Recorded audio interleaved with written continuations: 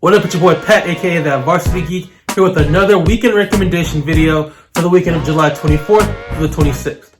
And I'm super excited about this week because we're finally getting one of the big hitters of US sports back. The MLB is going to be starting their regular season this coming week. And so after all this mess with the pandemic, we are finally getting sports back. So check out the MLB this weekend. Now, we don't have any idea how long this is going to last.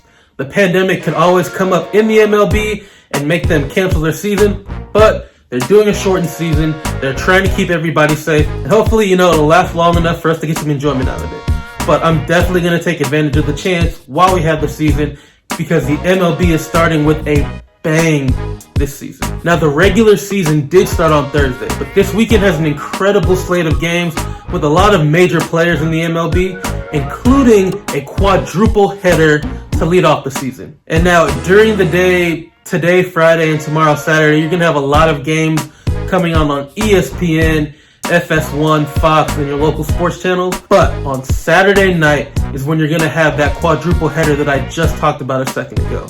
And you're going to have a lot of great and really championship level teams playing that night. You'll have the Brewers playing the Cubs at 1:05, the Dodgers and the Giants playing at 4:10, the Yankees and the Nationals playing at 7:15, and the Diamonds and the Padres playing at 9:10. All of those are going to be on Fox and FS1, and all of these are Eastern Standard Times. So depending on where you live, you might have to adjust for, time zones. When you look at this slate of games for opening weekend, you'll see that a lot of the big players in the MLB are going to be in there. And a lot of these teams are championship caliber and teams that people are picking to win the championship this year.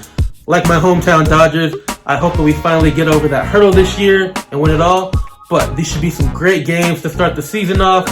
Definitely get people excited and pumped up for what's going to happen. Now, the experience will be different. There's no denying that. Baseball is one of those sports where it's really evident when there's not people in the stands. Parks that are not full look kind of dead. And so that's something that the MLB is going to have to get around.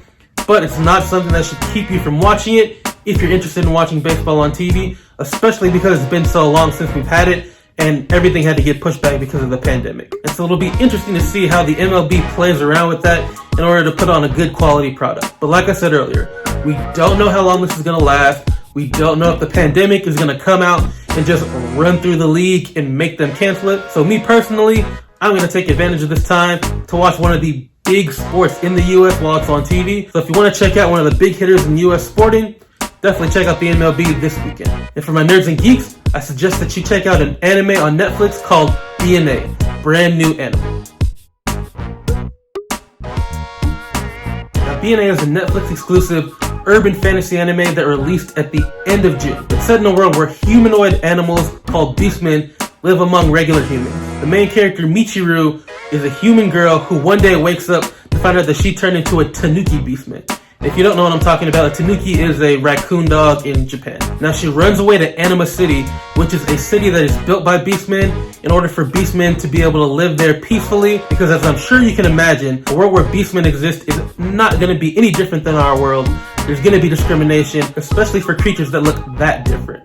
So she goes there in order to be safe, in order to try to find out what happened to her. And so while there, she meets a wolf beastman named Shiro. And the two of them go off investigating, trying to figure out what happened to Michiru, how and why she got turned into a beastman, and then they get involved into a lot of controversy, a lot of drama, and a lot of mysteries going along while they're trying to figure out information. Now, this anime was produced by Studio Trigger, which is the studio that gave us Kill la Kill and Little Witch Academia. So it's going to be in that kind of Studio Trigger animation style, with soft tones, soft line work, and a lot of over-the-top action and movement type things. Now, the series looks really cool from the outside, and don't let the light tones and the light colors fool you.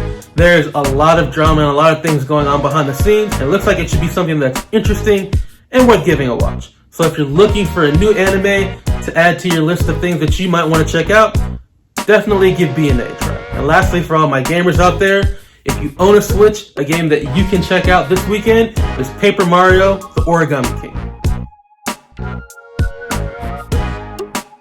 Now, with the absolutely huge launch of Ghost of Tsushima last weekend, this is probably a title that got overlooked by a lot of people.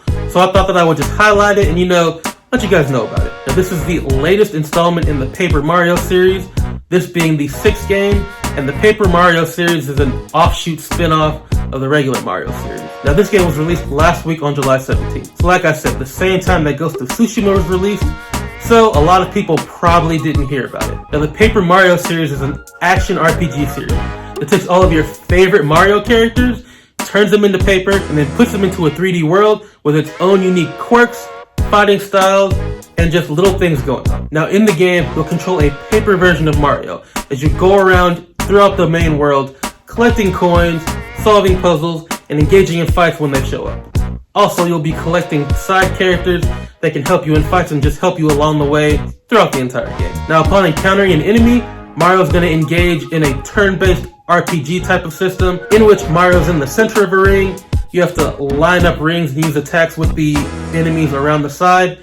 It's a lot easier to see than for me to talk about it, so just watch the video playing over there if you're looking to see what the actual style of fight is like. Now, think of this as a paper-styled RPG version of Super Mario Odyssey, and that's pretty much what you're going to get with Paper Mario, the Origami King. You're going to have that classic 3D Mario type feel to it, running around collecting coins, doing puzzles, all of that jazz. So if you have a Switch and you're a Paper Mario fan, a regular Mario fan, or just looking for something different and interesting to get into, Paper Mario the Origami King should be right up your alley. And those are my recommendations for this weekend. As always, leave me your comments.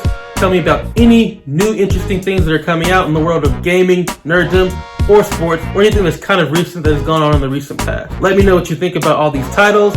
Are you excited for baseball to come back? Who's your baseball team? Have you checked out BNA and what do you think of it? And are you a Paper Mario fan? Just let me know anything. Chop it up with me and everybody else in the comments. But I've been Pat, that Varsity Geek. Peace out and have a great weekend.